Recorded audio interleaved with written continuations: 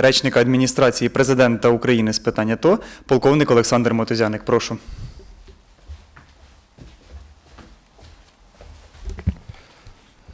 Доброго дня, шановні журналісти.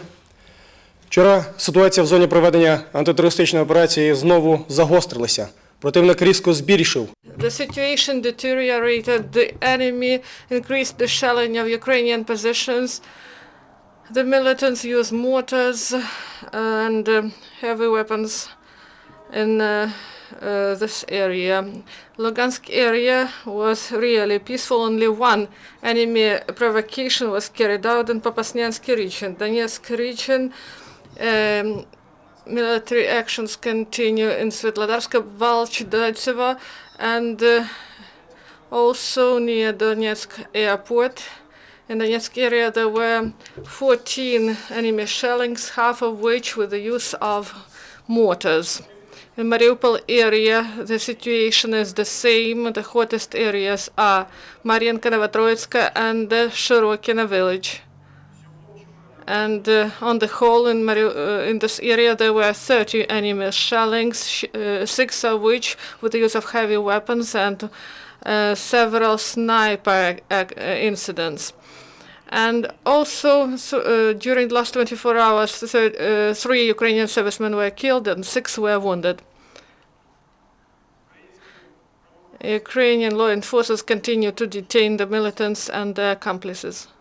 In Slavyansk, SBU, together with police forces, detained a militant. It was established that former worker of law enforcement bodies joined the militants in May 2014, and he served at checkpoints in the suburbs of Slavyansk, and after the city was freed by the Ukrainian forces, he fled to occupied territories and then fled to Russia. There he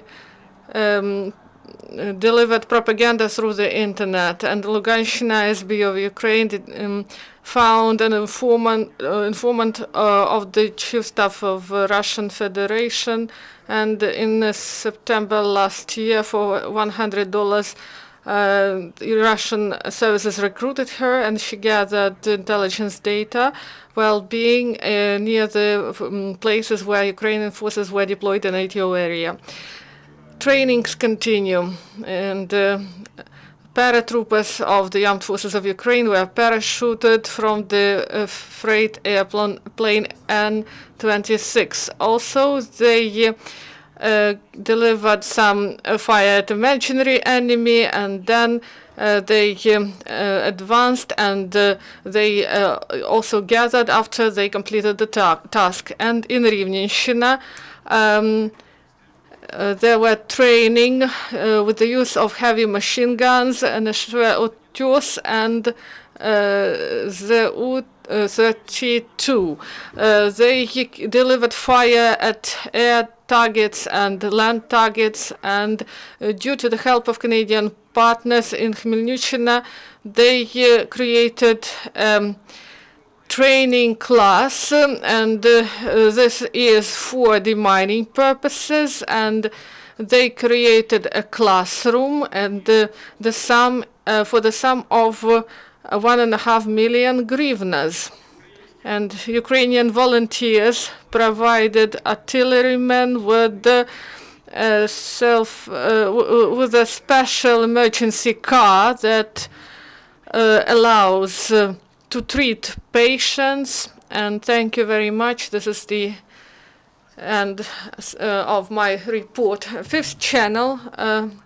The question is about the use of heavy weapons during the last 24 hours from the side of the militants, and where this heavy weapons was used. So 45 shellings.